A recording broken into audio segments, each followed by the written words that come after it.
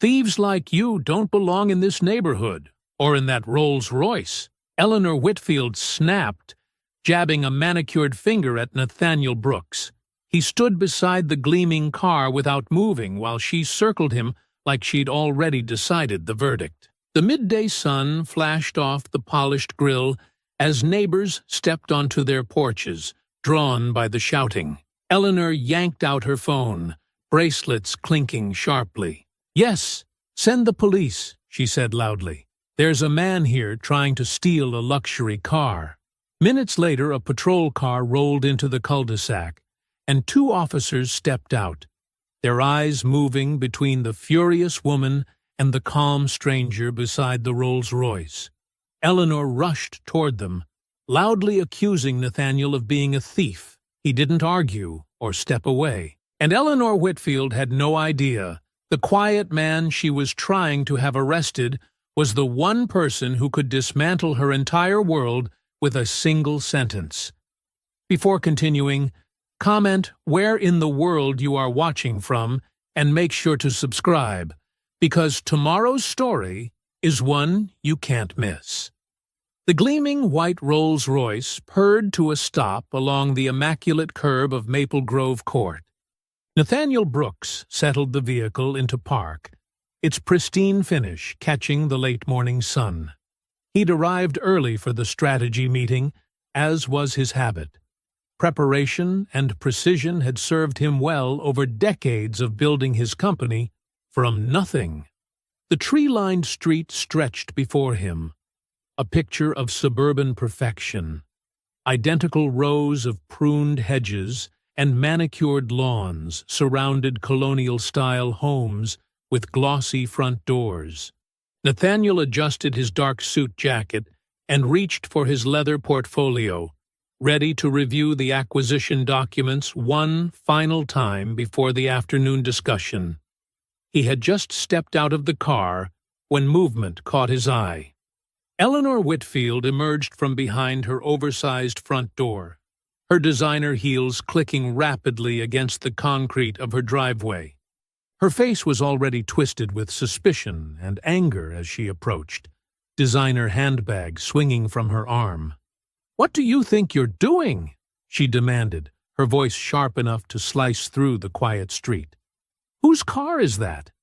Nathaniel turned toward her slowly, maintaining his composed demeanor.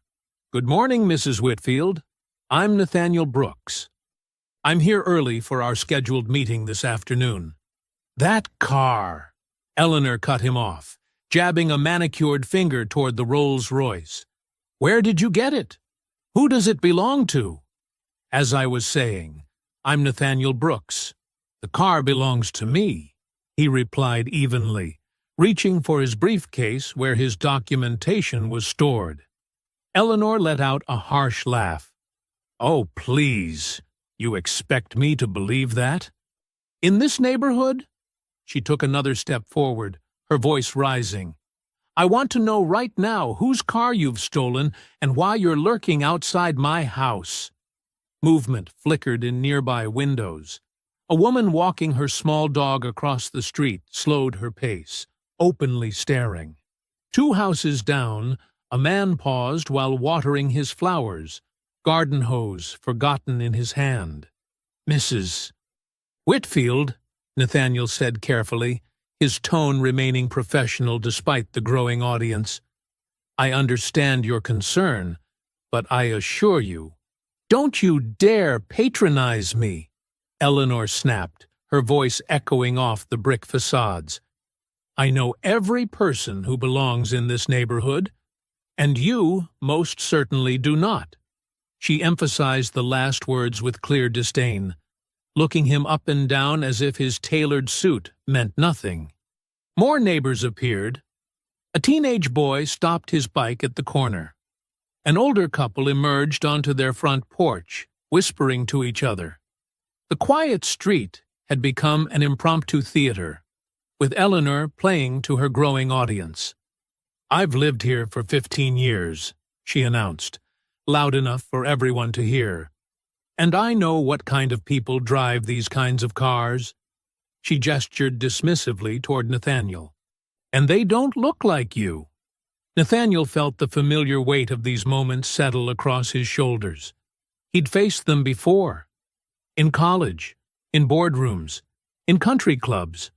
The constant requirement to prove his right to occupy spaces others took for granted. He kept his expression neutral, even as he noted curtains twitching in nearly every house on the street. Mrs. Whitfield, I have all the documentation for the vehicle right here, he began, maintaining eye contact, as well as the meeting confirmation from your husband's office. If you'll allow me to— Oh, I'm sure you have documentation, Eleanor interrupted with a sneer. I'm sure you have all sorts of papers. But that doesn't explain why you're hanging around our homes in the middle of the day when everyone's at work. A small crowd had gathered now, maintaining what they probably thought was a discreet distance. Some had phones out, recording the confrontation. The sun beat down on the scene, harsh and revealing, as Eleanor continued her public performance of outrage. This is exactly what's wrong with society today, she declared to her audience. People thinking they can just walk into decent neighborhoods and take whatever they want. Well, not here. Not in my neighborhood. Nathaniel stood perfectly still, his hand still resting on his briefcase. Decades of experience had taught him that any movement, any flash of justified anger, would only feed into her narrative. The weight of eyes on him was familiar, the same weight he'd carried while building his company, while closing deals, while proving himself over and over in rooms where he was the only black face present. Eleanor pulled her phone from her designer bag, her movements dramatic and purposeful. Her fingers jabbed at the screen as she kept her eyes locked on Nathaniel, her expression full of righteous satisfaction. Since you won't tell me the truth about whose car you've stolen, she announced, raising the phone to her ear, I'm calling people who will get answers. She straightened her spine, clearly relishing her perceived power in the moment. Yes, hello. I need to report a suspicious person with a stolen vehicle. The morning sun continued to shine brilliantly on the pristine white Rolls-Royce, the same sun that illuminated the ring of neighbors now openly watching. Their faces a mixture of curiosity, concern, and, from a few, discomfort at the scene unfolding before them. Yet none stepped forward to intervene as Eleanor began her performance for the 911 operator. Her finger still pointed accusingly at Nathaniel, like a judge pronouncing sentence. 2 police cruisers rolled into Maple Grove Court, their arrival breaking the tense standoff. Eleanor's face lit up with vindication as she hurried toward the vehicles, her heels clicking against the pavement like a countdown. Officer Elena Ramirez stepped out first, followed by her partner, Officer Paul Donnelly. Officers, thank goodness you're here, Eleanor called out, her voice carrying across the gathered crowd. That man over there, he's trying to steal this expensive car. In broad daylight. Can you believe the nerve? Nathaniel remained where he stood, one hand resting lightly on the Rolls-Royce's polished hood. The midday sun beat down mercilessly, making the white paint gleam like a spotlight. More neighbors had gathered, forming a loose semicircle around the scene. Some held phones up, recording everything. Officer Ramirez approached carefully, her expression professional but guarded. Sir, could you step away from the vehicle, please? Of course, officer. Nathaniel's voice remained steady as he took 2 measured steps back. His movements were deliberate, non-threatening, a dance he'd performed too many times before. See how cooperative he's being, Eleanor stage whispered loudly. That's because he knows he's caught. I saw him lurking here, casing our homes, probably. Officer Ramirez held up a hand to quiet Eleanor. Ma'am, please let us handle this. She turned back to Nathaniel. Sir, I'll need to see your identification and vehicle registration. Certainly. Nathaniel reached slowly for his briefcase, maintaining eye contact with the officer. The registration is in the glove compartment. Would you like me to retrieve it? I'll get it, Officer Donnelly volunteered, moving toward the passenger side. Nathaniel produced his driver's license and handed it to Officer Ramirez. Eleanor craned her neck to see, her lips pursed in anticipation of being proved right. Nathaniel Brooks, Officer Ramirez read aloud, studying the ID carefully. That must be fake, Eleanor interjected immediately. Anyone can get fake ID these days. You should run it through your system. A murmur rippled through the watching crowd. Someone whispered, "She might have a point." Another voice added, "Never seen him around here before." Officer Donnelly emerged from the car with the registration papers. He compared them to the license, then showed them to his partner. Officer Ramirez examined both documents carefully before looking back at Nathaniel. "These appear to be in order, Mr. Brooks," she said. Eleanor's face flushed red. "No, that's impossible. Check again. Those documents have to be forged." She pulled out her phone, starting to record. "I'm documenting this whole thing. For everyone's safety, of course." Nathaniel felt the familiar burn of humiliation beneath his calm exterior. Every pair of eyes on the street seemed to pierce him, questioning his right to stand there, to own something beautiful, to exist in this space. "The documents are legitimate, Mrs. Whitfield," Officer Ramirez stated firmly. "The vehicle is registered to Mr. Brooks." "Well, there must be some mistake," Eleanor insisted, her voice rising higher. "Look at him. Look at this car. Do you really think someone like him could afford a Rolls-Royce?" She gestured wildly with her free hand while keeping her phone trained on Nathaniel. "This is a safe neighborhood. We have standards here." The words hung in the air like poison. A few neighbors shifted uncomfortably, but no one spoke up. Officer Donnelly ran the plates through their system, while Officer Ramirez maintained her position between Nathaniel and Eleanor.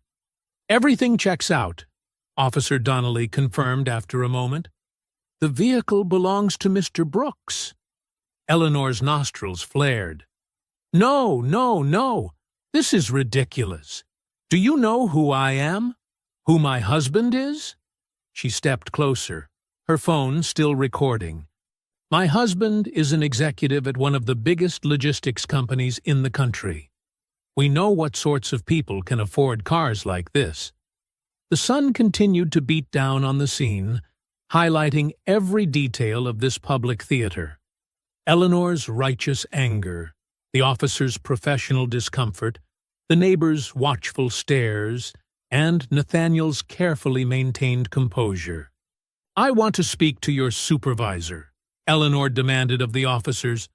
"This man shows up in our neighborhood, in this car, and you're just going to take his word for it? People like him don't just show up in cars like that.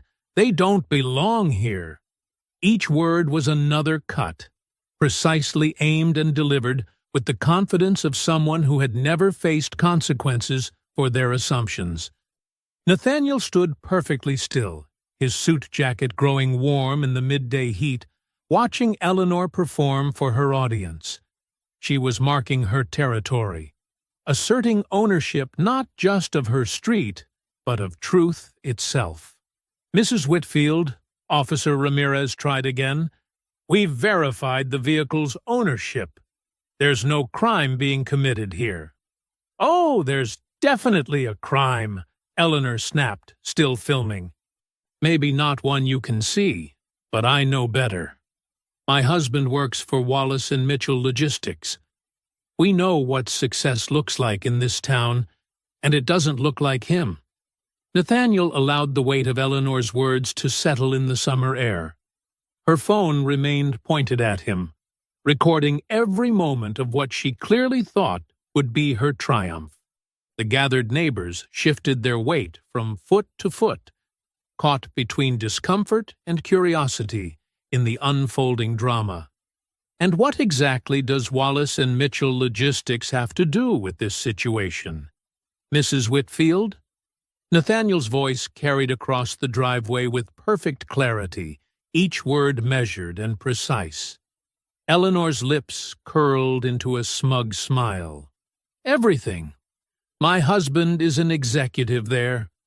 We know every important person in the industry. And I can tell you right now, there's no way. I own your husband's company. 5 words. Simple. Direct. Delivered without anger or satisfaction. Just a statement of fact that crashed into Eleanor's performance like a wrecking ball through glass. The phone in Eleanor's hand wavered. Her mouth opened, then closed, then opened again. But no sound emerged. Several neighbors who had been nodding along with her accusations now exchanged uncertain glances. Officer Ramirez's eyebrows rose slightly as she watched the color drain from Eleanor's face. Officer Donnelly took a small step back, suddenly very interested in studying the perfectly manicured lawn. That's impossible, Eleanor finally managed, but her voice had lost its commanding edge. You're lying. 2 weeks ago, I acquired controlling interest in Whitfield Transport Holdings, Nathaniel continued, his calm unchanged. Your husband, Daniel Whitfield, specifically requested an afternoon meeting to discuss his concerns about the transition. He gestured toward his briefcase. I arrived early to review the relevant documents before our discussion. The silence that followed was deafening. One of the neighbors who had been recording the confrontation slowly lowered his phone, as if suddenly aware he was documenting something very different from what he'd expected. Eleanor's perfectly manicured hand trembled as she finally lowered her own phone. No, she said, but it sounded more like a question than a statement. No, Daniel would have told me if... Perhaps, Nathaniel said quietly. There are many things your husband hasn't told you. The watching crowd had grown painfully still. Even the birds seemed to have stopped singing, as if nature itself was holding its breath. Officer Ramirez cleared her throat softly. Mr. Brooks, would you like to press any charges regarding this incident? She asked, her tone professional but with an undercurrent of something else, perhaps respect. Perhaps amusement. That won't be necessary, officer, Nathaniel replied. I believe Mrs. Whitfield was simply being vigilant about her neighborhood's security. The word vigilant hung in the air like smoke, its true meaning clear to everyone present. Eleanor's face flushed deep red, the color spreading down her neck and across her chest. I need to make a call, Eleanor announced, her voice pitched higher than before. Her fingers fumbled with her phone, nearly dropping it as she tried to dial. The same phone that moments ago had been her weapon was now her lifeline. Several neighbors began to drift away, suddenly finding their own lawns and homes intensely interesting. Others lingered, unable to tear themselves away from the spectacle of Eleanor Whitfield's authority crumbling in real time. Officer Donnelly shifted his weight uncomfortably. Well, if there are no charges... You can't just... Eleanor's voice cracked as she jabbed at her phone screen. This isn't... Daniel will explain everything. Nathaniel stood perfectly still, his posture relaxed but dignified. He didn't need to move or speak. The truth had done all the necessary work. Daniel! Eleanor's voice rose sharply as her call connected. Daniel, you need to come outside right now, right now! She was practically shouting into the phone, her composure completely shattered. There's a man here who's saying, No, listen to me. He's saying he owns the company. The police are here and... Just come outside. Officer Ramirez exchanged a look with her partner, then turned to Nathaniel. "Mr. Brooks, we apologize for any inconvenience. You're free to go about your business." "Thank you, officers. You've handled this situation very professionally." Nathaniel's words carried clearly enough that several remaining neighbors could hear the contrast between his composure and Eleanor's continuing phone hysteria. "Daniel, I don't care what you're doing. Get out here this instant." Eleanor had begun pacing in short, sharp lines across her driveway. "The whole neighborhood is watching. You have to come explain that this man is lying about—" Her voice trailed off as she stared at whatever response her husband was giving. The phone shook visibly in her hand. The officers began walking back to their cruisers, though Officer Ramirez kept glancing back, as if making sure the situation wouldn't escalate again. The remaining neighbors tried to look casual while straining to hear Eleanor's increasingly desperate phone conversation. "What do you mean, you'll be right there?" Eleanor's voice had dropped to a harsh whisper. "Daniel? Daniel!" She pulled the phone away from her ear and stared at it, her face a mask of confusion and growing dread. The front door opened with a sharp click. Daniel Whitfield emerged, his expression twisted with annoyance as he adjusted his tie. "Eleanor, what is all this commotion about? I was in the middle of—" His words died in his throat. The color drained from his face as his eyes locked onto Nathaniel standing beside the white Rolls-Royce. The transformation was instant and dramatic, from irritated husband to terrified executive in the space of a heartbeat. "Mr. Brooks," Daniel managed, his voice barely above a whisper. The name emerged strangled, as if fighting its way past a sudden constriction in his throat. Eleanor's head snapped between her husband and Nathaniel, her perfectly made-up face crumpling in confusion. The phone she'd been clutching like a weapon slipped from her fingers, clattering onto the driveway. You know him?" she asked, her voice small and uncertain. Daniel stepped forward mechanically, his movements stiff and unnatural. "Eleanor, this is Nathaniel Brooks. He's the new majority owner of Whitfield Transport Holdings." Each word seemed to cost him physical effort. "We completed the acquisition 2 weeks ago." The remaining neighbors leaned forward slightly, not even pretending to mind their own business anymore. The afternoon sun cast harsh shadows across Eleanor's face as her last certainties crumbled. "But you never said—" she started, then stopped, looking lost.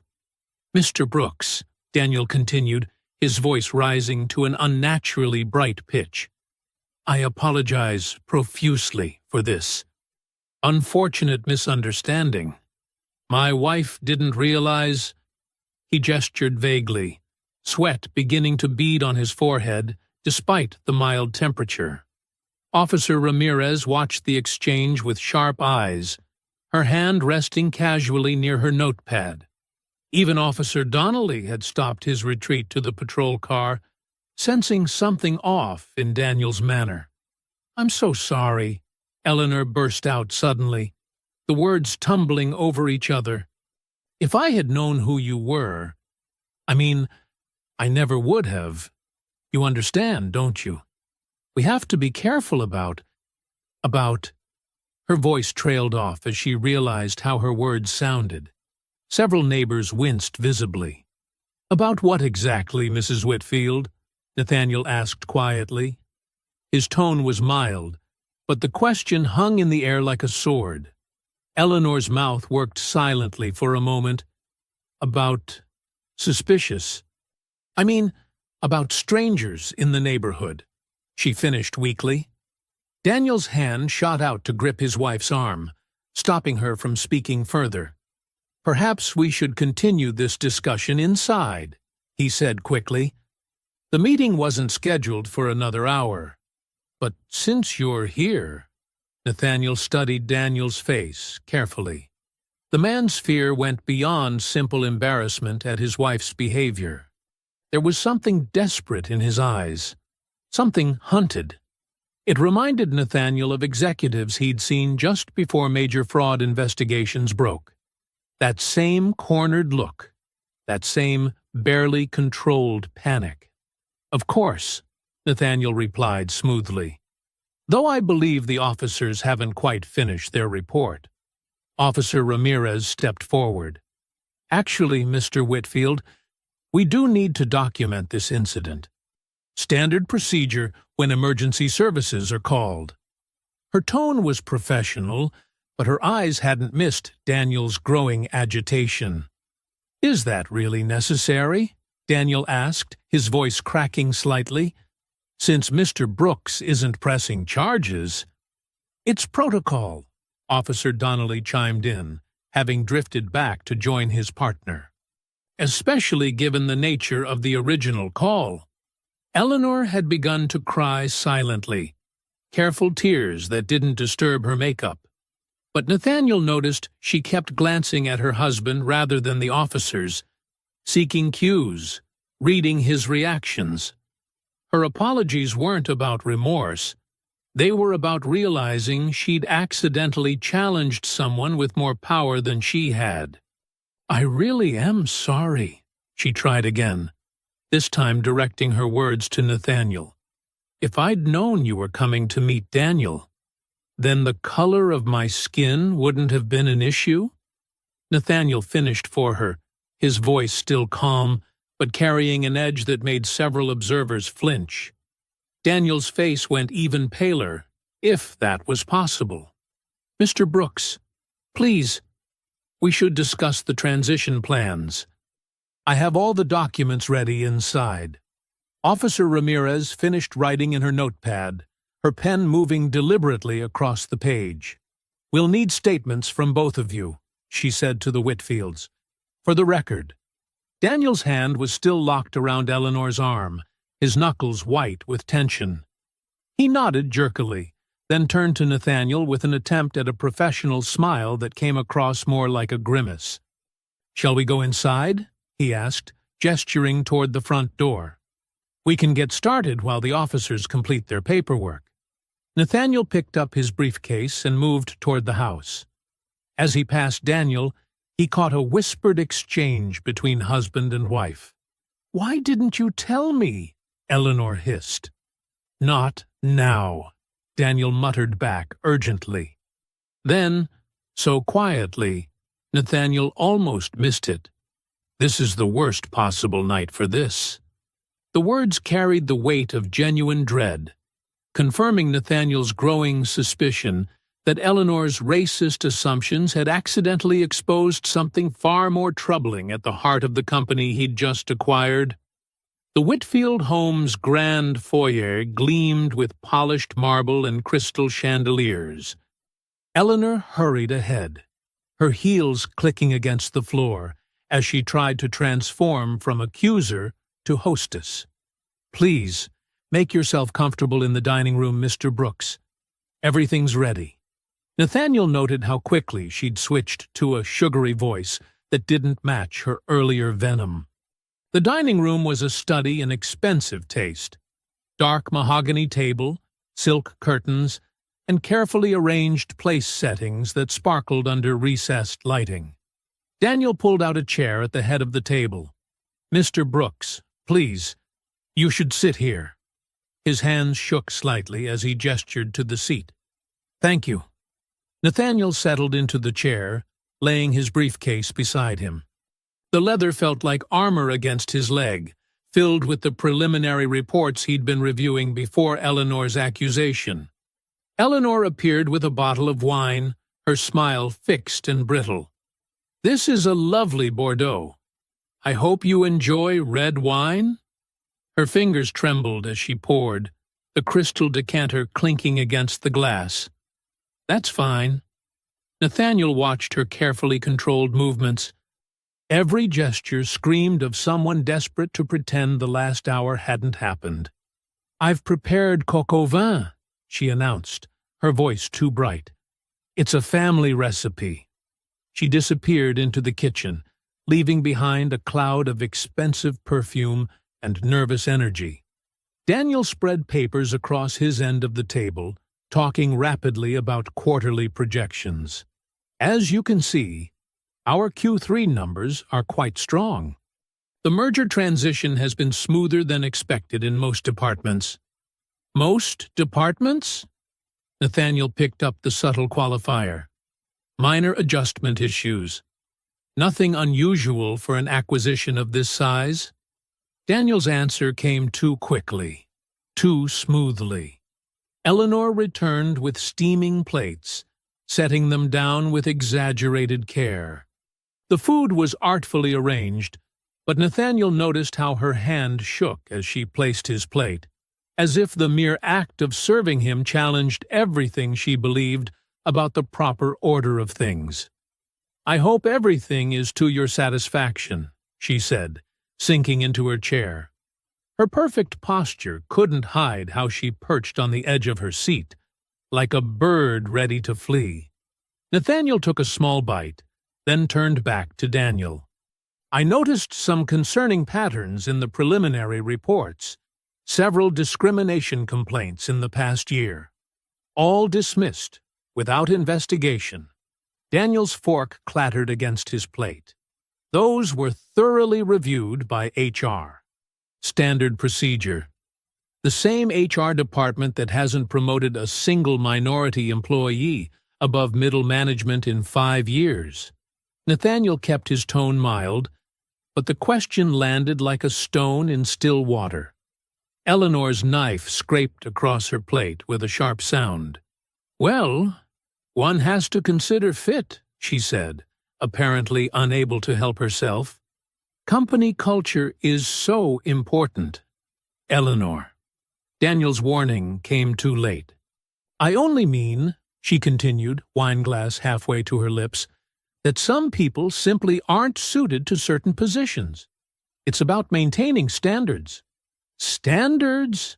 Nathaniel let the word hang in the air. "Like assuming a black man in a Rolls-Royce must be a thief?" The silence that followed was absolute. Eleanor's face flushed red, then pale. Daniel jumped in, shuffling more papers. "About those contract negotiations you mentioned earlier, I have the full breakdown here. I also noticed several major accounts were lost last quarter," Nathaniel continued, ignoring the attempt at deflection. "All minority-owned businesses, all with excellent payment histories."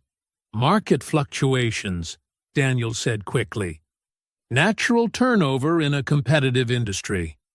"And the fact that they were all replaced by companies connected to board members' private interests?" Daniel's fake smile cracked slightly. "I'm not sure what you're implying." "I'm not implying anything." Nathaniel took another careful bite. "I'm asking direct questions about patterns that concern me." Eleanor stood abruptly, wine sloshing in her glass. "I'll check on dessert." Her retreat to the kitchen carried an edge of panic.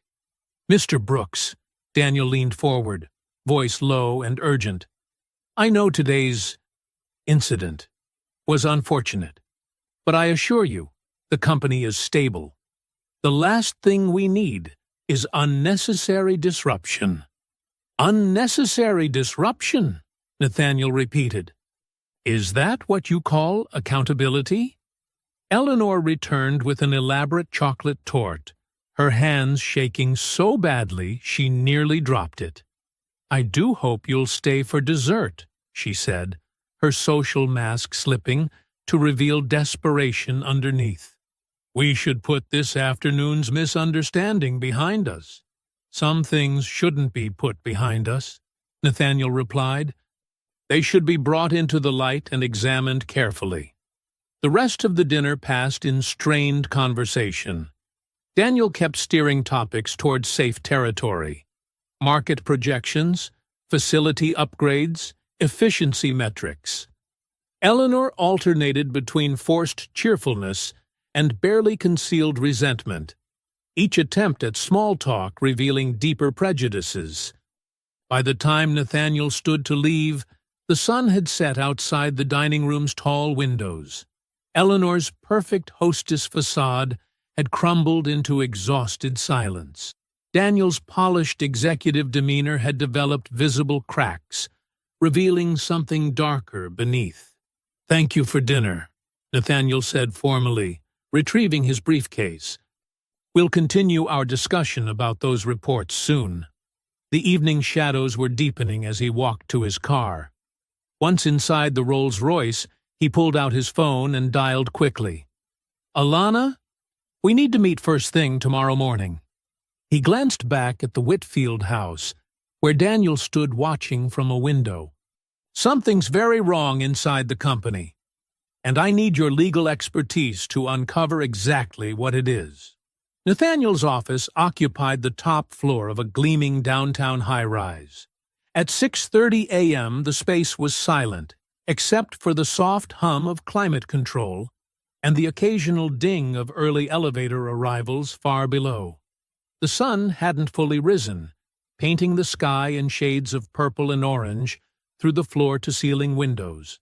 Alana Brooks arrived precisely on time, her leather briefcase stuffed with preliminary acquisition documents she'd grabbed after her father's call the night before. She found Nathaniel standing at the window, still wearing yesterday's suit. "Did you even go home?" she asked, setting her coffee on the conference table. "Couldn't sleep?" Nathaniel turned from the window. Despite his wrinkled clothes, his eyes were sharp and focused. "Something about that dinner kept nagging at me." The way Daniel reacted, it wasn't just embarrassment over Eleanor's behavior. "Tell me everything." Alana pulled out her laptop and legal pad. "Start with the moment you parked." Nathaniel described the afternoon in detail. Eleanor's immediate hostility, her performance for the gathering neighbors, the police response, and Daniel's telling reaction. As he spoke, Alana took rapid notes, her attorney's mind already categorizing potential legal implications. "The dinner was worse," Nathaniel continued, pacing slowly. "Eleanor kept making these little comments about fit and standards. But Daniel, he was terrified of any questions about HR practices or lost contracts. Show me the workforce data that bothered you." Alana opened several spreadsheets. "The irregularities you mentioned." Nathaniel pulled up the company's personnel files on the conference room screen. "Look at the promotion patterns in Daniel's division over the last 5 years. I initially wrote it off as coincidence during the acquisition review, but now we know it might be policy rather than chance." Alana's fingers flew across her keyboard. "We need to move carefully, but quickly. If Daniel suspects we're investigating, he'll start covering tracks." Nathaniel sank into a chair, allowing himself to show the first signs of strain. "I kept my composure yesterday because I had to. But watching Eleanor perform her outrage, seeing those neighbors gather to watch—" He shook his head. "It brought back memories I thought I'd put behind me." "Dad." Alana stopped typing and met his eyes. "Your composure isn't weakness. It's exactly what makes you dangerous to people like the Whitfields. They expect anger they can dismiss. Your dignity forces them to face their own ugliness." "You sound like your mother," Nathaniel said softly, smiling slightly. "She taught us both well." Alana returned to her laptop with renewed focus. "Now, let's build this investigation properly. We need a complete audit, but it has to be subtle. No formal announcements, no obvious document requests." They spent the next hour mapping out their strategy. Alana created a detailed timeline for reviewing different aspects of company operations: promotion histories, vendor contracts, internal communications, and previous legal settlements. "I'll start with HR files," she said, organizing her notes, "looking for patterns in hiring, promotions, and departures." Then we'll trace the contract changes you noticed, see who benefited from dropping those minority-owned vendors. Eleanor's public accusation might actually help us, Nathaniel realized. Daniel will expect me to be distracted by that incident. He won't anticipate a deeper investigation so soon. Exactly. Alana pulled up another document. And speaking of Eleanor's performance, I've already requested the police body cam footage. If she made any explicitly discriminatory statements, we can use that to establish a pattern of bias that might extend into company culture. The early morning light grew stronger as they worked, casting long shadows across the office floor. Outside, the city was coming alive, but they remained focused on their task, methodically building the framework for their investigation. At 8:02 a.m., they heard the first employees arriving in the outer office. Alana immediately switched to a different screen, maintaining their cover of a routine morning meeting. "I'll coordinate with our inside counsel," she said, keeping her voice professional as footsteps passed the door. "We'll need their cooperation, but carefully manage to avoid tipping our hand." Nathaniel nodded, straightening his tie. "I have meetings with department heads all day. I'll pay special attention to how they interact with their minority staff members. Sometimes the small moments tell the bigger story." They worked steadily through the early morning hours. Around 10:30 a.m., Alana suddenly sat up straighter, her eyes locked on her screen. "Dad," she said quietly, "look at this promotion record from Daniel's division." Nathaniel moved to look over her shoulder.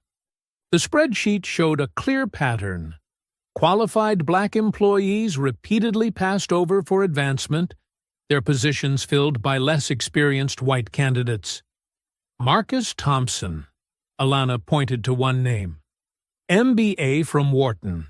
8 years with the company, consistently excellent performance reviews. Passed over 4 times for promotion to regional manager. Each time, the position went to someone with half his experience. "And there are more like this?" Nathaniel asked, though he already knew the answer. "Many more," Alana confirmed, scrolling through the data. "This isn't coincidence, Dad. This is systematic." The morning sun now filled the office with harsh light, illuminating the first solid evidence of what they both suspected. Eleanor's driveway accusation wasn't an isolated incident of prejudice. It was merely the public face of a deeper, more insidious system of discrimination that had flourished under Daniel Whitfield's leadership. The executive conference room felt smaller with just 3 people inside. Nathaniel sat at the head of the long table, Alana beside him with her laptop open. Across from them, Teresa Hall smoothed her blazer with practiced calm, but her fingers trembled slightly. "I appreciate you meeting with us privately, Ms. Hall," Nathaniel said.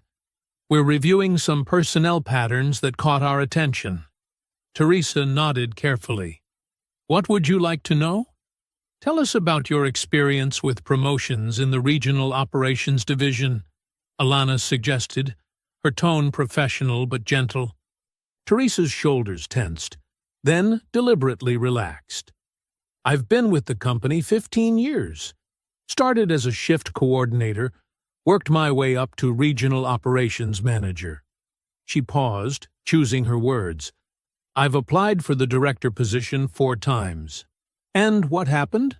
Nathaniel asked, though the personnel files had already told them. "I trained them," Teresa said quietly. "All 4 men who got the job instead of me.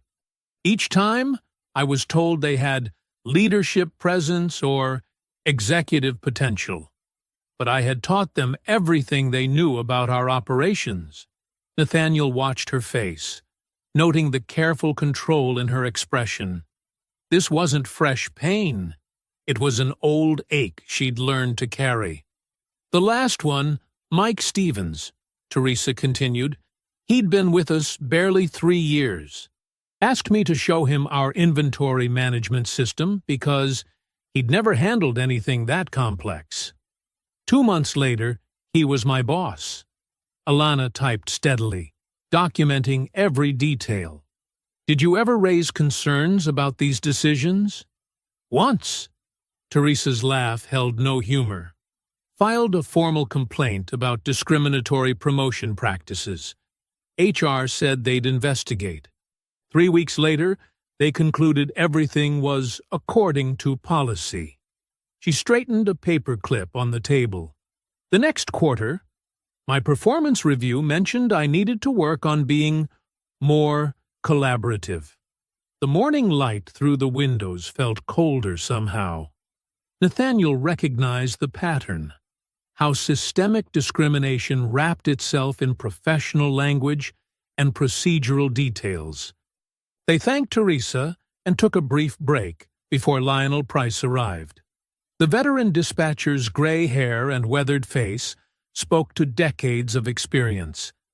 He settled into the chair with the careful movements of someone who'd learned to navigate troubled waters.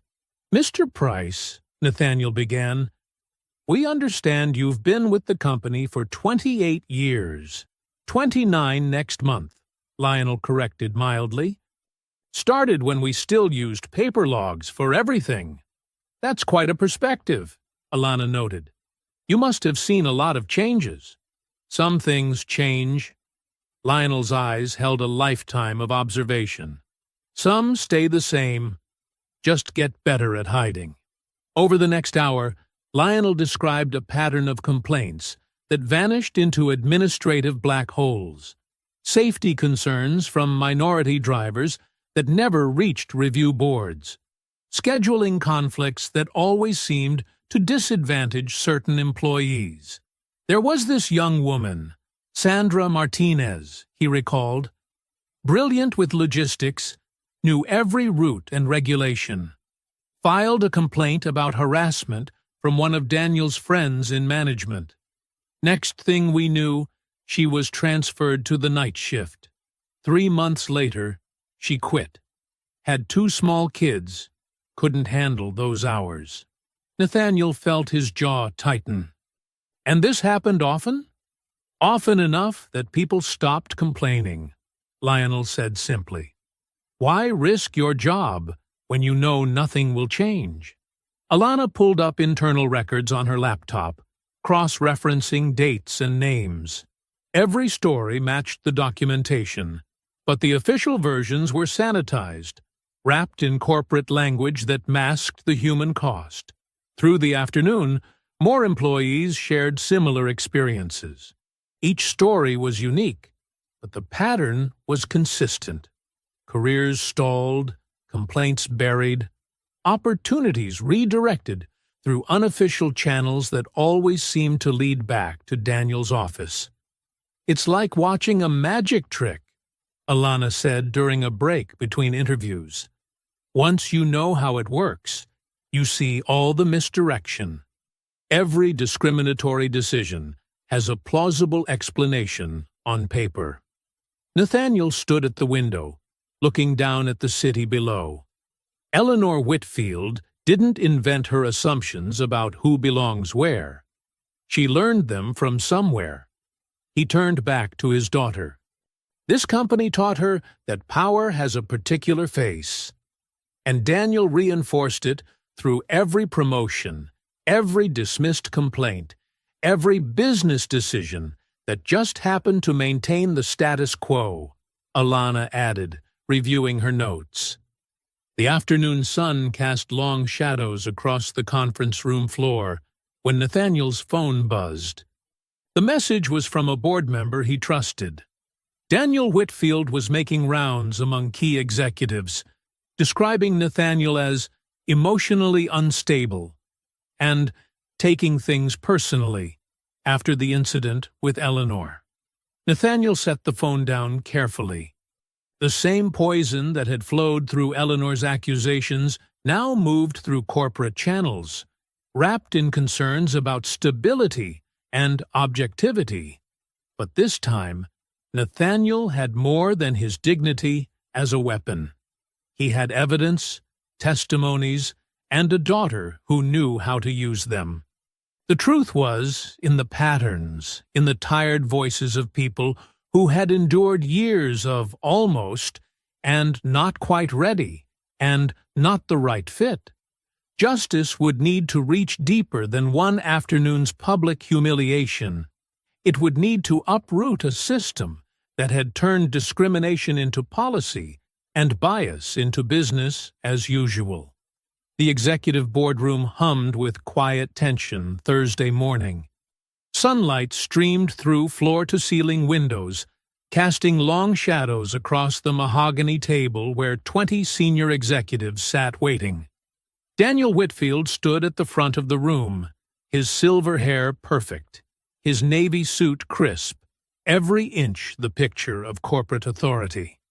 "I understand everyone's concern," Daniel said, his voice smooth as aged whiskey. "Recent events have been unsettling, but we need to maintain perspective." He smiled, showing perfect white teeth. "Change is always challenging, especially during acquisitions."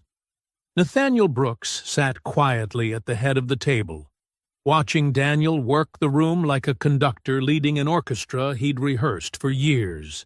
Every gesture was calculated, every pause measured. "Our new owner," Daniel continued, glancing at Nathaniel with carefully crafted concern, "had an unfortunate encounter with my wife. A simple misunderstanding that seems to have affected his judgment."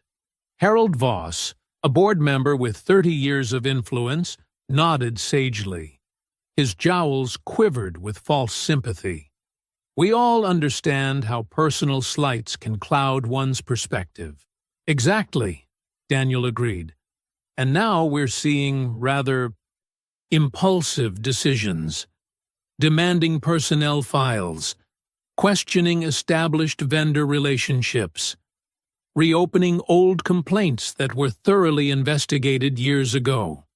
Nathaniel noticed the subtle signals passing between certain executives, shared glances, small nods, the old guard closing ranks.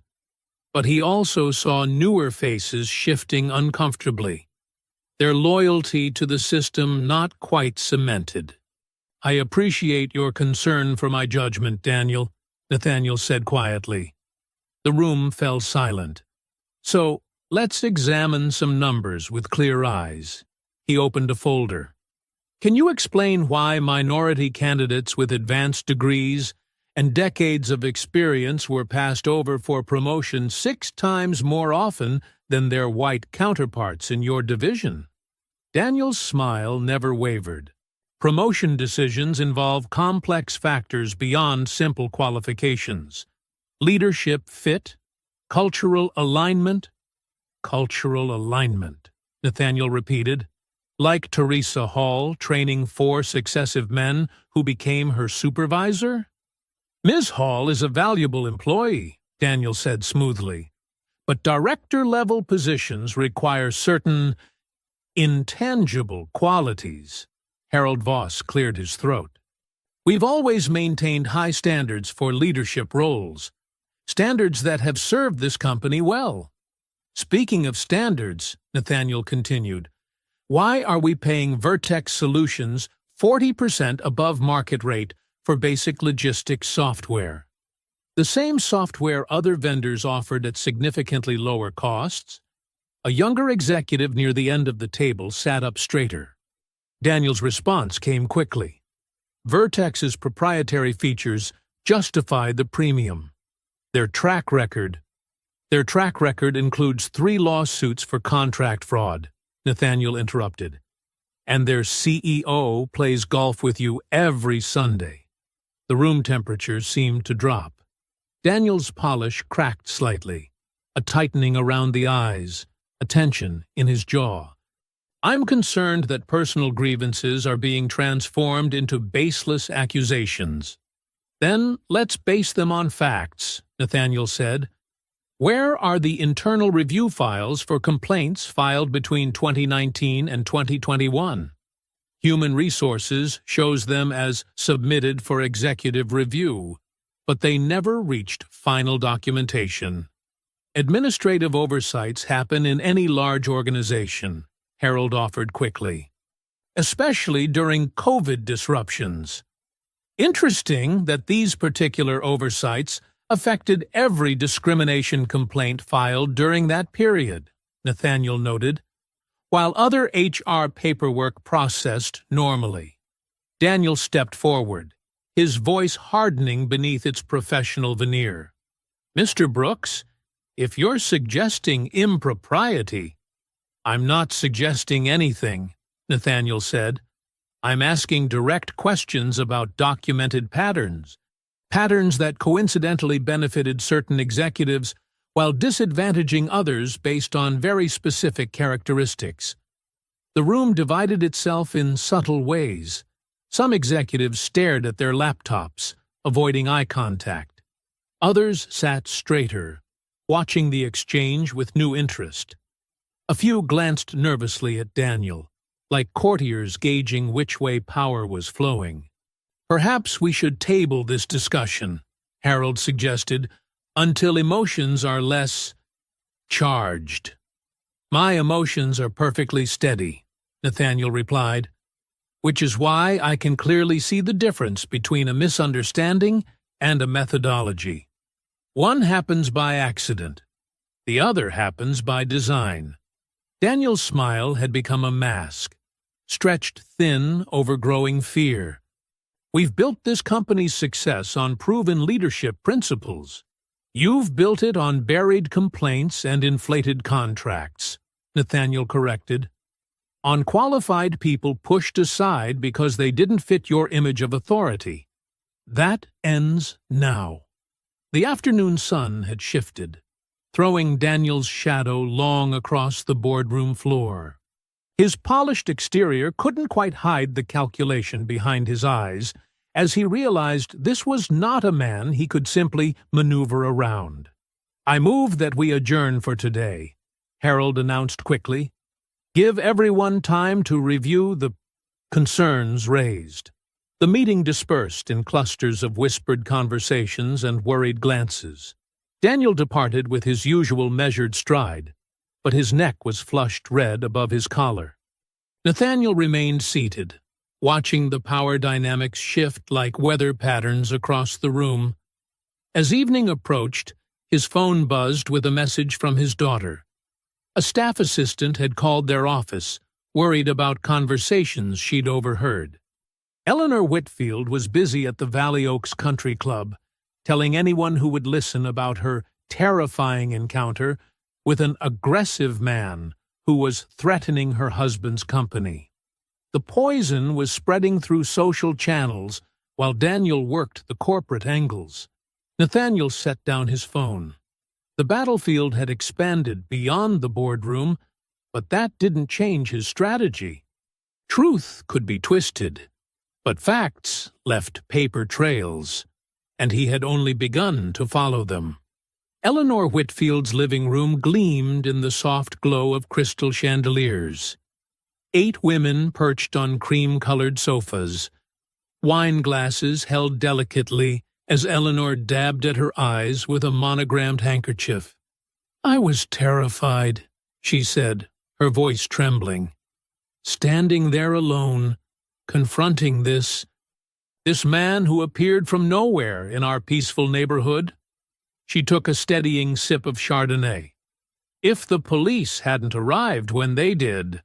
Patricia Morgan, president of the Valley Oaks Women's Association, reached over to pat Eleanor's knee. "You poor thing. How absolutely dreadful."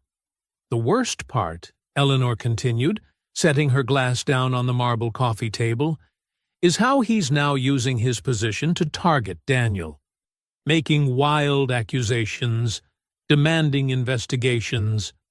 She lowered her voice. "All because I dared to question why he was lurking near our home." The women exchanged knowing looks. This version of events, carefully curated and elegantly served alongside imported cheese, felt comfortably familiar. It fit their understanding of the world. A brave homeowner, A suspicious stranger, the natural order disrupted. "I heard he's been quite aggressive in board meetings," said Margaret Wheeler, whose husband golfed with Daniel. "Throwing around accusations of discrimination, if you can imagine." She rolled her eyes. "It's so tiresome how they always play that card." Eleanor nodded gratefully. "Daniel has built that company with integrity for 20 years. Now this man swoops in, looking for revenge over a simple misunderstanding." Across town, in Nathaniel's home office, a different scene unfolded. He and Alana sat watching cell phone videos that had begun circulating online. The clips were brief, shot from various angles by neighbors. Each captured fragments of the confrontation, but none showed the full context. "She's screaming at the man in the rolls." OMG police called on suspicious person in Valley Oaks. "Rich lady stands up to car thief. Plot twist at end." Comments below the videos ranged from openly racist to supposedly concerned about neighborhood safety. Eleanor's version of events spread through every post, growing more dramatic with each retelling. "They're painting you as unstable," Alana said, scrolling through social media. "Dangerous. Someone who bought the company just to settle a score." She looked up at her father. "We need to get ahead of this narrative before it solidifies." Nathaniel stood by the window, watching night settle over the city. Responding emotionally is exactly what they want. It would validate every stereotype Eleanor's selling to her friends. "But staying silent lets them control the story," Alana argued. "Every hour we wait, her lies sink deeper into people's minds." "Truth needs evidence," Nathaniel replied. "Not just denial." His phone buzzed with another message, this time from a country club member apologetically canceling their regular Saturday golf game. The excuse was polite, carefully worded, but the meaning was clear. Eleanor's campaign was working. "They're trying to isolate you socially while Daniel undermines you professionally," Alana said. "It's a coordinated attack." Nathaniel nodded. "Because they understand power isn't just about position. It's about belonging. They're telling everyone I don't belong in their world, not in their neighborhood, not in their company, not in their social circles." Back at the Whitfield home, Eleanor's performance reached its crescendo. "I feel unsafe in my own home," she whispered, voice breaking perfectly. "Daniel says he's becoming obsessed with finding ways to punish us, demanding private files, questioning longtime executives." She gestured helplessly. "All because I tried to protect our community." "You were absolutely right to be suspicious," Patricia assured her. "We have to be vigilant these days. Standards are dropping everywhere." The other women murmured agreement. They'd heard similar stories at other garden parties, charity luncheons, club gatherings. Stories that always ended with their way of life under threat from outsiders who didn't appreciate their values. "We're all behind you, Eleanor," Margaret declared. "The whole community knows what kind of people you and Daniel are." In Nathaniel's office, Alana's laptop chimed with an incoming email. She'd been running automated searches through company servers, looking for patterns in internal communications. Her eyes widened as she read. "Dad," she said, "look at this thread between Daniel and the Vertex Solutions CEO. They're discussing special considerations for contract approval. The dates match those inflated software purchases exactly." Nathaniel moved to read over her shoulder. More emails appeared, documentation of vendor meetings that never happened, altered bid comparisons, buried competitor proposals. "The technical terms are vague," Alana continued, "but the payment patterns are clear. They're routing extra fees through shell companies tied to board members. Cross-reference those companies with Harold Voss's financial disclosures, Nathaniel instructed. Eleanor's wine gathering was winding down, her friends departing with hugs and assurances of support.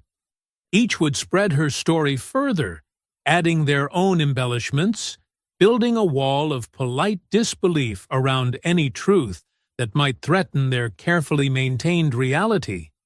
But in Nathaniel's office, reality was assembling itself in electronic paper trails and financial records. Alana's computer hummed as it compiled years of hidden transactions and buried decisions. The clock approached midnight. Spreadsheets filled with highlighted numbers glowed on Alana's screen.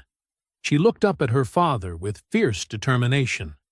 "We've got them," she said.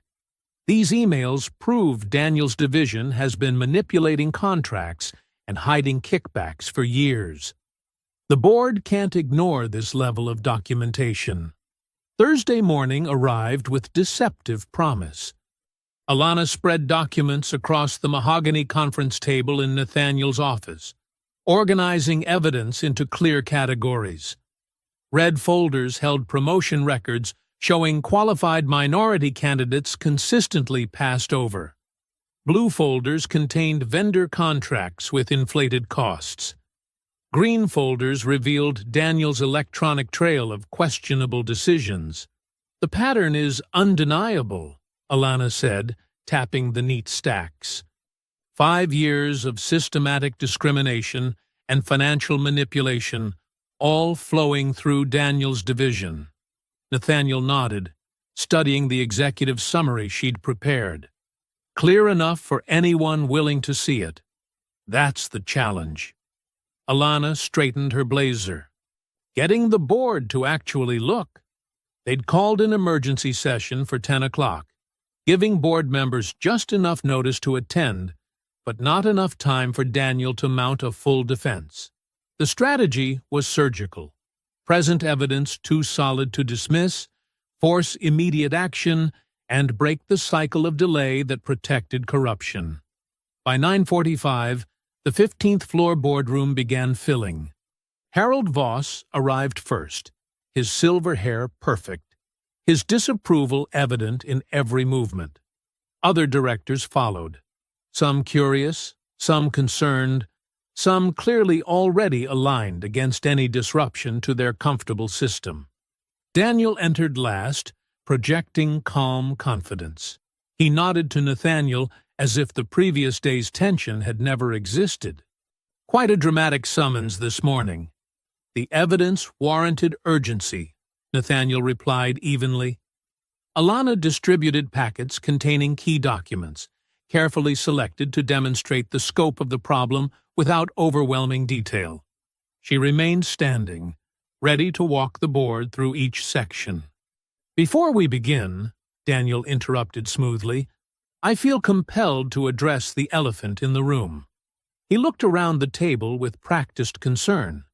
This sudden investigation, these accusations, they didn't arise from routine oversight. They started immediately after an unfortunate incident at my home. Harold Voss leaned forward. "What incident?" "A regrettable misunderstanding," Daniel said. "My wife expressed concern about an unknown person near our property. She had no way of knowing it was our new owner.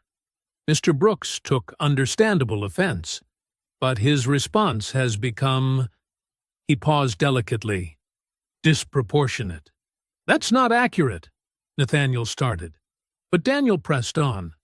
Within hours of that encounter, he launched this aggressive investigation, demanded private files, questioned long-standing executives, all while making inflammatory accusations about discrimination.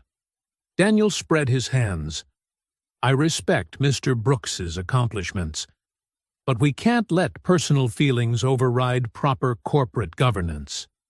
Harold Voss nodded sagely. "Revenge is a poor basis for leadership decisions."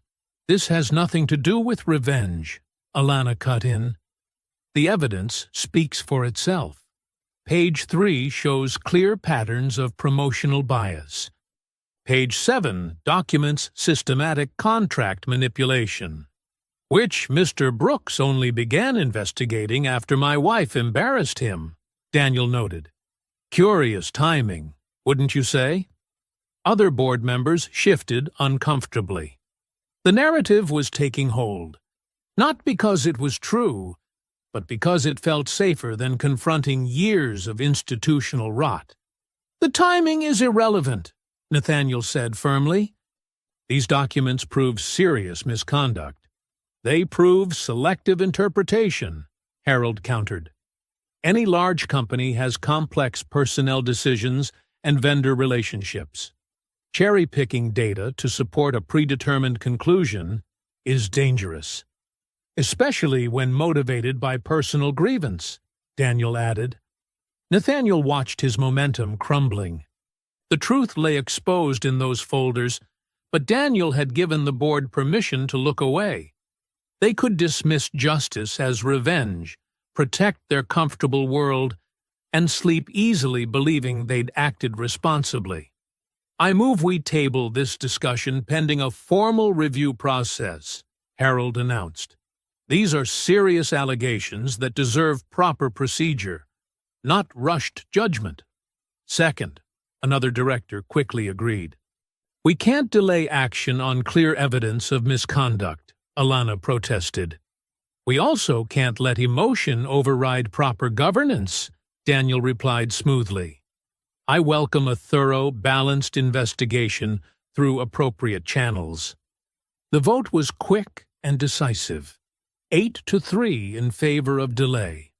Daniel had transformed truth into a procedural inconvenience to be buried in committees and reviews. As the board members filed out, Nathaniel's phone buzzed. A text from his assistant. Reporter from Channel 8 News requesting comment on harassment allegations from Eleanor Whitfield. Claims you've used company position to intimidate her family after neighborhood incident. Nathaniel showed the message to Alana. Her jaw tightened. They're not just deflecting the investigation, she said. They're attacking your credibility directly. Through the boardroom's glass walls, they watched Daniel speaking quietly with Harold Voss and 2 other directors. His posture radiated reasonable concern. A man sadly forced to defend proper corporate order against emotional excess. He's turned the truth into a weapon against itself, Nathaniel observed. Made exposing wrongdoing look like proof of poor judgment. We have the evidence, Alana insisted. We just need to find a way past their comfortable blindness, Nathaniel finished. They'll bury facts in procedure, because the truth threatens their world. We need something they can't ignore, or reframe. His phone buzzed again. More reporters asking about Eleanor's claims. The story was spreading, carefully shaped to paint him as unstable and vindictive. In less than an hour, Daniel had transformed clear evidence of corruption into a story about wounded pride and reckless retaliation. The evening news flickered across Nathaniel's office wall. Channel 8's lead story showed Eleanor Whitfield, perfectly composed in pearls and a cream blazer, describing her terrifying encounter with an aggressive stranger who turned out to be her husband's new boss. I was just trying to protect our neighborhood, she said, eyes wide with manufactured concern. Now he's using his position to target my family. The reporter's voiceover added false gravity. Questions are being raised about potential abuse of corporate power following a suburban confrontation. Nathaniel muted the sound, but left the images playing. He needed to witness how easily truth could be twisted, how his decades of building something honest could be recast as menace by someone who knew how to perform victimhood. We need to respond, Alana insisted, pacing the office. Let me draft a statement. Show the investigation predates this incident. Release the promotion data. And feed their narrative about vengeful retaliation? Nathaniel shook his head. Daniel would love nothing more than for us to look defensive right now. So we just let them spread lies? No. We wait for the right moment. The truth matters more than my pride. His phone buzzed. Another reporter requesting comment. The story was spreading across local stations, each version slightly more sensational. Business publications were starting to pick it up too, framing it as a cautionary tale about post-acquisition tensions. Alana grabbed the remote and changed channels. There was Eleanor again, this time on Channel 4, describing how uncomfortable she felt, knowing someone she'd mistakenly questioned now controlled her husband's company. She's good, Nathaniel admitted quietly. Notice how she never quite says I threatened her? Just implies it. Leaves space for imagination to do the work. That's why we need to… A knock interrupted them. Nathaniel's assistant stepped in. Officer Ramirez is here. Says it's important. Elena Ramirez entered, still in uniform, but clearly off duty. She closed the door carefully before speaking. I've been watching the news coverage, she said. It doesn't match what I saw that day. Nathaniel gestured for her to sit. How so? I can't discuss everything officially yet, but I reviewed my body camera notes and incident report.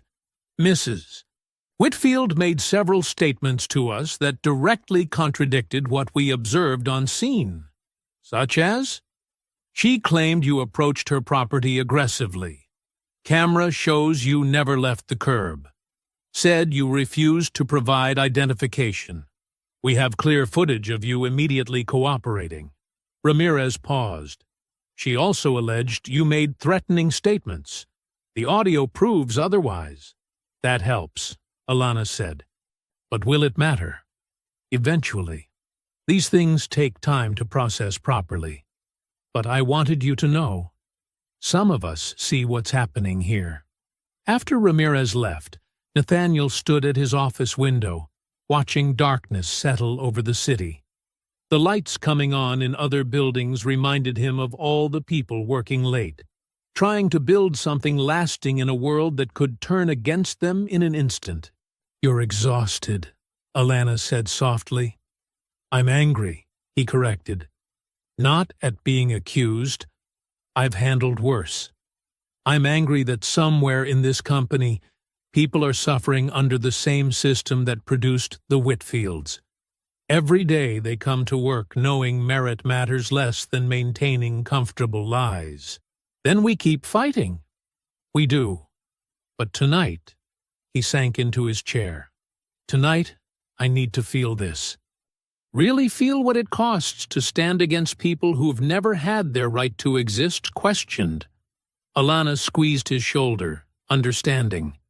She'd seen him weather countless storms with unwavering dignity. But even mountains need moments to acknowledge the rain. The news channels kept running Eleanor's interviews. Social media amplified selected clips. Comment sections filled with people who'd never met him debating his character based on carefully edited fragments of truth. The loneliest part, he said after a long silence, is knowing how many people will choose comfort over justice.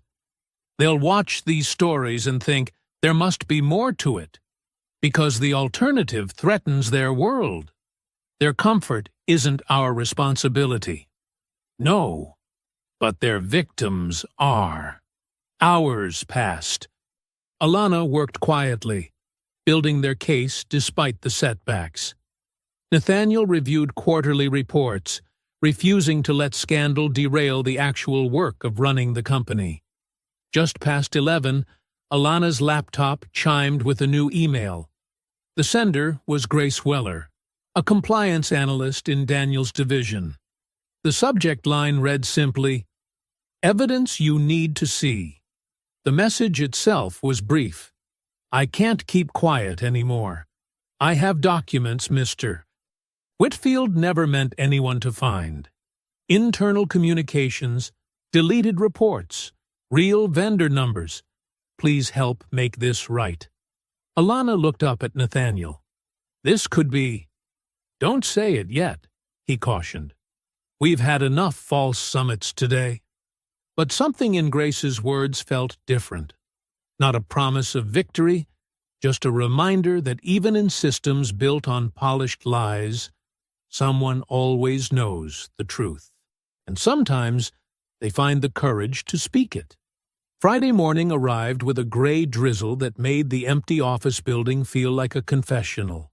Grace Weller sat ramrod straight in her chair, hands clasped tightly around a thick manila envelope. The overhead fluorescents hadn't even warmed up fully, casting strange shadows across the conference room. Take your time, Nathaniel said softly, noting how Grace's fingers trembled. You're safe here. Alana placed a cup of coffee in front of Grace, the gentle clink of ceramic breaking the tense silence. We understand how difficult this must be. Grace drew a shaky breath. I've worked in compliance for 8 years. I thought maybe I was imagining things at first. Little irregularities. Promotion reviews that didn't add up. Vendor contracts that seemed inflated. She pulled out a stack of papers, spreading them carefully across the table like pieces of a painful puzzle. But then I started noticing patterns. Every time a minority employee filed a complaint, it would get routed through Mr. Whitfield's office. And somehow, those files would always end up incomplete or missing key documentation. Nathaniel picked up the first document, an email chain with multiple replies deliberately removed. But Grace had preserved the original thread.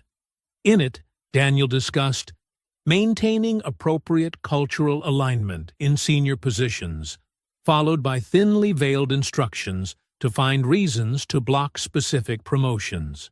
How long have you been collecting these? Alana asked, already taking detailed notes. 3 years. Grace's voice cracked slightly. At first, I just started keeping copies because something felt wrong. Then I saw qualified people getting passed over again and again. Teresa Hall should have been regional director 2 years ago. Marcus Watson had perfect evaluations, but somehow never made it past middle management. She pulled out more papers, performance reviews with original high scores, later amended with vague concerns about leadership presence or organizational fit. But this— Grace's hand shook as she removed a final printed email from her envelope. This is what made me realize I couldn't stay quiet anymore. The message was dated 2 weeks ago, just after the acquisition. Daniel had written to Harold Voss. Need to clean house before the new owner starts digging where he shouldn't. Too many loose ends in the quarterly reports. Get IT to do another sweep of the servers. Nathaniel read it twice, his expression unchanged, but his jaw tightening almost imperceptibly. Did they know you had access to these communications? Grace shook her head. I was supposed to be invisible. Just another analyst processing paperwork. They never thought anyone was watching. What made you decide to come forward now? Alana asked gently. Grace's fingers twisted together. I saw Mrs. Whitfield on the news last night, playing the victim, twisting everything around. And I thought about all the real victims, the people whose careers were destroyed, whose lives were affected. She looked directly at Nathaniel. I couldn't bear the weight of knowing anymore. Coming forward took tremendous courage, Nathaniel said quietly. I want you to know that we'll protect you. Whatever happens next, your job is secure. It's not just about the job anymore. Grace's voice strengthened slightly. I need to be able to look in the mirror again. Alana began organizing the documents into clear categories: discrimination evidence, financial irregularities, deleted communications. Each piece alone was damaging. Together, they revealed years of systematic corruption. Some of these vendor contracts, Alana noted, show clear inflation patterns. Always the same companies, always routed through Daniel's department. He has personal connections with most of those vendors, Grace confirmed. Family friends, golf partners. The real numbers are buried in secondary reports that never make it to final review. Nathaniel studied a particularly telling email thread. This proves he knew exactly what he was doing. No ambiguity, no plausible deniability. The morning light grew stronger outside, but they remained focused on the evidence before them. Grace explained each document's context, pointing out key names and dates. Her technical knowledge combined with years of quiet observation painted a devastating picture of power abused and truth buried. "I should have spoken up sooner," Grace said finally, exhaustion evident in her voice. "You spoke up when it mattered most," Nathaniel assured her. "Sometimes courage takes time to build." Just then, Nathaniel's phone buzzed. Officer Ramirez's name appeared on the screen. "Mr. Brooks," her voice was clear and professional. "We've just received security footage from one of your neighbors from the incident. They've agreed to release it voluntarily." Nathaniel put the phone on speaker as Alana and Grace listened. "The footage shows the entire confrontation," Ramirez continued, "including several statements Mrs. Whitfield made that directly contradict her public claims." Grace looked at the evidence spread across the table, then at the phone broadcasting proof of Eleanor's lies. "The truth always finds a way," she said softly, more to herself than anyone else. The morning drizzle had turned to steady rain, drumming against the windows like applause for secrets finally spoken aloud. The security footage played on Nathaniel's laptop with crystal clarity. The morning sun filtered through his office windows as he, Alana, and Grace watched the scene unfold in stark digital detail. The camera's high-mounted angle captured everything. The precise moment Eleanor Whitfield emerged from her house, her aggressive stance, the theatrical way she pointed at Nathaniel while making her 911 call. "The timestamp shows she didn't even give him 30 seconds, Alana noted, her pen tapping against her legal pad. No reasonable conversation, no attempt to verify anything. The audio was surprisingly clear. Eleanor's voice rang out, "There's a suspicious man trying to steal a car. You need to send someone immediately." Then, moments later, "He must have stolen it. People like that don't own cars like this." Grace winced at Eleanor's tone. She sounds so certain, so entitled to her assumption. They watched as the police arrived. The footage caught Eleanor's dramatic performance, her insistence that Nathaniel's valid documentation must be fake. Her phone raised high as she narrated her version of events to her social media audience. "Every false claim," Nathaniel said quietly. "Every escalation. All preserved." Alana was already typing rapidly on her phone. "I'm contacting Megan Doyle from the Chronicle. She's the one who ran the initial story about Eleanor's complaints against you." "Will she listen?" Grace asked. "Megan's smart," Alana replied. "She knows something wasn't right about Eleanor's version. We're not giving a defensive statement. We're showing her everything. The footage, Grace's documents, the whole pattern." Nathaniel nodded slowly. No more measured responses. No more letting them control the narrative. Within an hour, Megan Doyle sat in Nathaniel's office, her professional skepticism evident as she reviewed the security footage for the third time. She paused frequently, taking detailed notes. "Mrs. Whitfield's public statement claimed you were confrontational," Megan observed. "This shows quite the opposite. Keep watching, Alana suggested. The footage continued to play. Eleanor's voice became increasingly shrill as she demanded the officers arrest Nathaniel even after they verified his identification. The camera caught her exact words. "I don't care what his papers say. He doesn't belong here." Megan's eyebrows rose. "That's explicitly different from what she told me."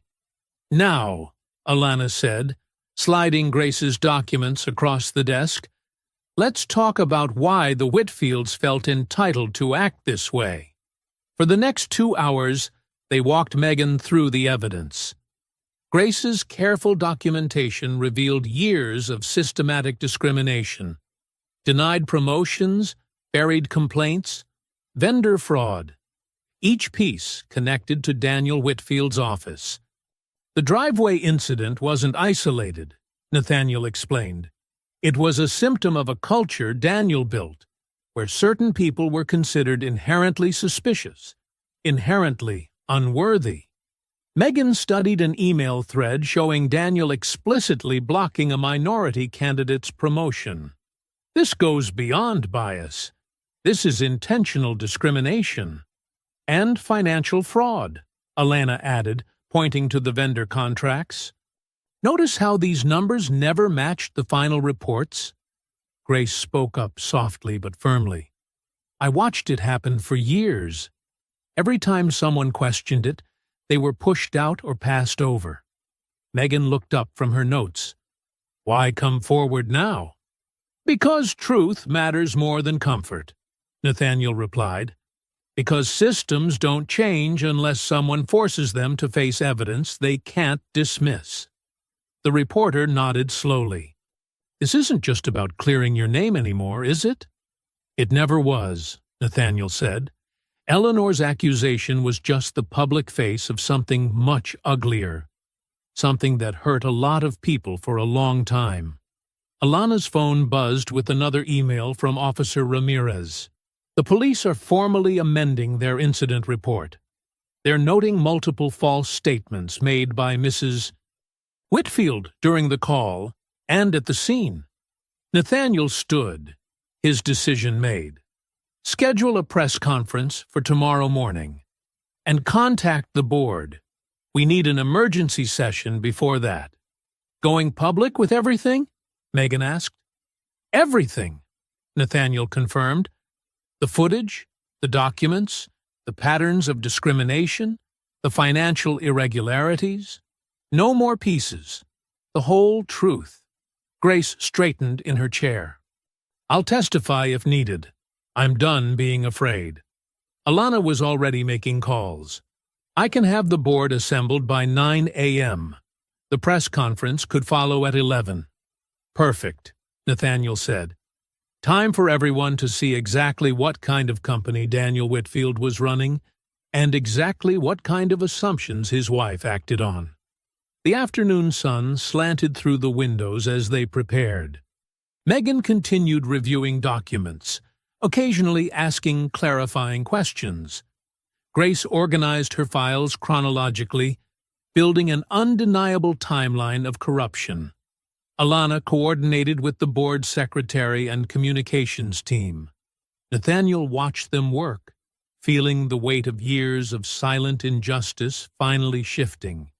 Tomorrow, truth would have its say, not in whispers or buried files, but in clear daylight with cameras rolling. The security footage played one final time on his laptop. Eleanor Whitfield stood frozen on the screen, pointing in accusation, so certain of her power to define reality.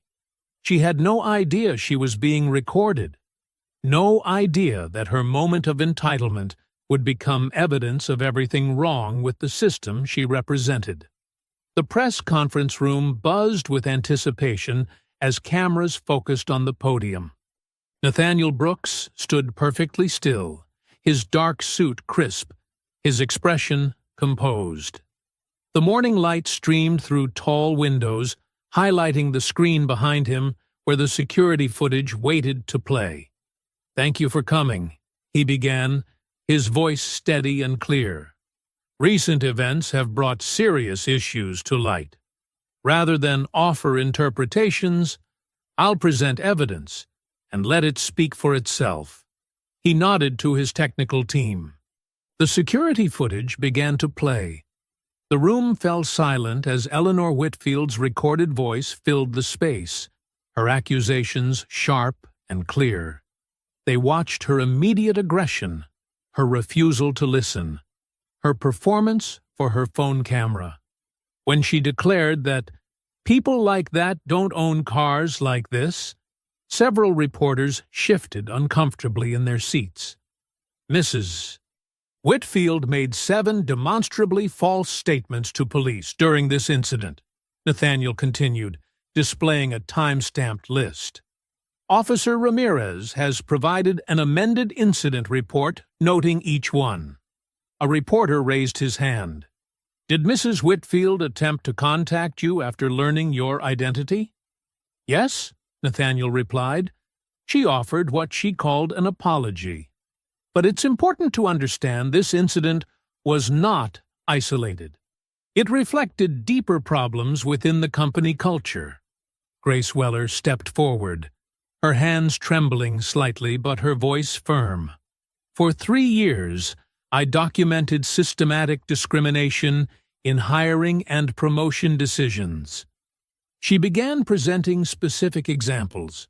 Qualified minority candidates repeatedly blocked, complaints buried, suspicious contracts approved.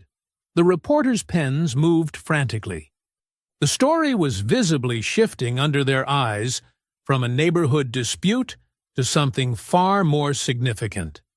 "Every decision required Daniel Whitfield's approval," Grace explained, displaying email chains. These patterns were intentional and consistent. Megan Doyle, seated in the front row, asked the question everyone was thinking. How long has this been happening?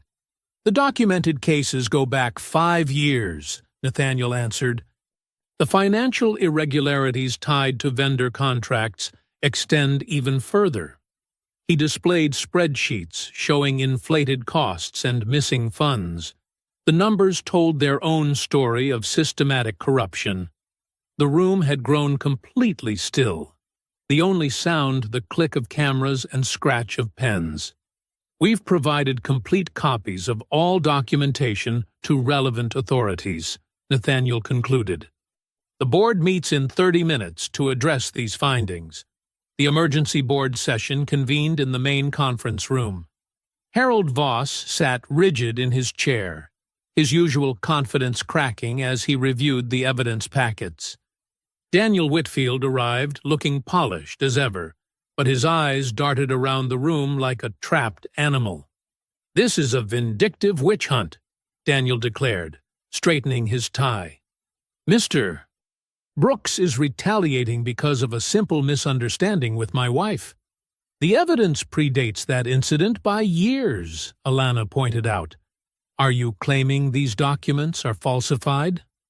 "I'm claiming context is being manipulated," Daniel insisted, but his voice had lost its usual authority. Harold Voss cleared his throat. "Perhaps we should take time to review?" "Every delay protected this behavior," Nathaniel cut in. "Every review buried another complaint. That ends today." The boardroom door burst open. Eleanor Whitfield stormed in, face flushed with anger. "You can't do this to us. We built this company." "Mrs. Whitfield, this is a closed session," Alana stated firmly. But Eleanor was already realizing something had changed. The board members who usually smiled at her looked away. The room had no interest in her performance. Her social currency had suddenly become worthless. "All those in favor of immediate termination?" Nathaniel asked quietly. Hands rose around the table. Even Harold Voss, seeing no escape, raised his slightly trembling fingers. Daniel stared at his former allies, watching decades of carefully maintained power crumble in minutes. "Effective immediately," Nathaniel declared. "Security will escort you out." As the Whitfields emerged from the building, reporters swarmed. Their cameras caught Eleanor's mascara-streaked face, Daniel's shattered composure. No amount of polish could hide their fall from grace. "Mrs. Whitfield, do you stand by your statements to police?" "Mr. Whitfield, what do you say to allegations of systematic discrimination? Did you knowingly file false reports?" The questions followed them across the parking lot, each one stripping away another layer of their carefully constructed facade. Eleanor tried to shield her face with her designer handbag, while Daniel hurried her toward their car, neither of them managing even a semblance of dignity. Back in his office, Nathaniel watched the corporate security team sealing Daniel's office and securing his files. Computer forensics experts were already preserving evidence. The company's legal team huddled with federal investigators, reviewing Grace's documentation. "The Financial Crimes Unit wants to interview you Monday," Alana reported, entering with a stack of papers. "And 3 civil rights organizations have called about systematic discrimination cases." Nathaniel nodded, but his mind was already moving beyond punishment. He studied the organizational chart on his wall, seeing not just what needed to be torn down, but what could be built in its place. Years of qualified people held back, of talent ignored, of potential wasted. That was where real justice would begin. A knock at his door revealed Officer Ramirez. She stepped in, still in uniform, looking satisfied but professional. "The department is reviewing all recent complaints from that neighborhood," she said. "Mrs. Whitfield's name appears in several involving suspicious persons who turned out to be legitimate visitors or residents." "Thank you for doing the right thing," Nathaniel replied. "Truth matters," she said simply, then hesitated. "The other officers are watching this case closely. It's changing perspectives." Sunday morning painted the suburban streets in gentle autumn light. Nathaniel's white Rolls-Royce gleamed as he parked it exactly where the confrontation had occurred days before. This time, instead of suspicious faces behind curtains, neighbors gathered openly on their lawns, watching a stage being assembled on the community green. Teresa Hall stood near the podium, reviewing her notes. Her new interim regional director badge caught the sunlight. After 20 years of being overlooked, she carried herself with a quiet pride that had nothing to do with revenge and everything to do with finally being recognized. Lionel Price sat in the front row, his family beside him. His grandchildren wore their Sunday best, beaming at their grandfather. The retirement plaque in his lap acknowledged not just his years of service, but the wisdom that had helped expose the truth. "The crowd's bigger than we expected," Alana said, joining her father near the stage. Word spread fast. Nathaniel nodded, watching more cars arrive. "Good. This needs witnesses, just like last time, but for something better." Community leaders began taking their seats. Pastors, teachers, small business owners. Officer Ramirez arrived in dress uniform, representing the police department officially. She gave Nathaniel a respectful nod, then took her place near the stage. At precisely 10 o'clock, Nathaniel approached the microphone. The morning sun warmed his face as he surveyed the gathered crowd. Some faces were familiar from that tense Tuesday afternoon, but their expressions had changed. "Thank you all for coming," he began. "Today marks a new chapter, not just for our company, but for this community. First, I'd like to introduce Teresa Hall, our new interim regional director." Teresa stepped forward to warm applause. Her voice was strong and clear as she outlined her vision for the department she'd helped build from the ground up. "Merit matters," she declared. "Experience matters. And now, finally, Everyone who earns their place will find the door open. Nathaniel returned to the microphone. Next, we honor someone whose dedication deserves full recognition. Lionel Price, please join us. Lionel walked slowly to the stage, his grandchildren watching with shining eyes. Nathaniel presented the plaque personally, reading the inscription, "For 30 years of excellence, integrity, and courage to speak truth when truth was needed most." The old dispatcher's hands trembled slightly as he accepted it. "Thank you," he said simply, but his eyes held decades of vindication. Then came the announcement they'd gathered for. Nathaniel unveiled the new Brooks Foundation for Business Excellence, a comprehensive program combining scholarships, apprenticeships, and mentoring opportunities. The first phase would fund 50 positions, prioritizing qualified candidates who had been previously overlooked. "Success shouldn't depend on who you know," Nathaniel explained. "It should depend on what you can do, what you're willing to learn, and how hard you're willing to work." He gestured to a group of young people seated near the stage, the first cohort of scholarship recipients. They sat tall, dressed professionally, ready to begin their journey. Among them was Grace Weller's nephew, who had dreamed of joining the company but watched others with fewer qualifications move ahead of him. The applause was genuine this time, not the polite golf claps of charity events. These were people who understood the difference between handouts and opportunities. They had seen both sides of power, the kind that crushed and the kind that lifted. Officer Ramirez stepped forward next, not to speak, but to present Nathaniel with an official commendation. The police department was acknowledging his composure during the confrontation and his commitment to community improvement. The gesture carried weight. Law enforcement publicly choosing truth over prejudice. As the ceremony concluded, neighbors who had stood silent during Eleanor's accusations now approached to shake Nathaniel's hand. Some offered quiet apologies for not speaking up. Others asked about applying to the scholarship program for their children. The atmosphere had transformed from suspicion to possibility. Teresa gathered her new team for a photo, her smile radiant. Lionel's grandchildren ran across the grass, playing near the Rolls-Royce without a single worried glance from their parents.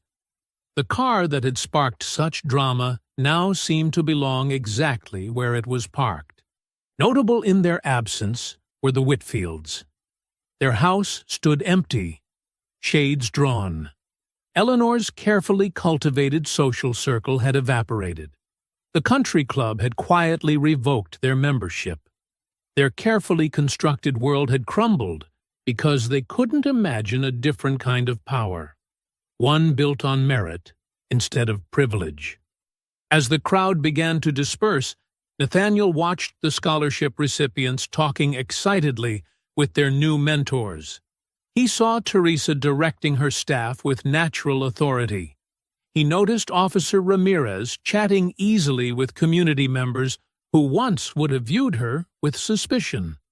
The late afternoon sun caught the Rolls-Royce's hood ornament, sending bright reflections across the lawn. Alana appeared at his side, carrying their briefcases. "Ready to go?" she asked. Nathaniel took one last look at the scene. The mingling crowds, the discarded programs blowing across the grass, the stage being dismantled in the golden light. Everything that had happened here, both the ugly and the triumphant, had served a purpose. "Yes," he said simply, reaching for his car keys. "If you enjoyed the story, leave a like to support my channel, and subscribe so that you do not miss out on the next one. On the screen, I have picked 2 special stories just for you. Have a wonderful day."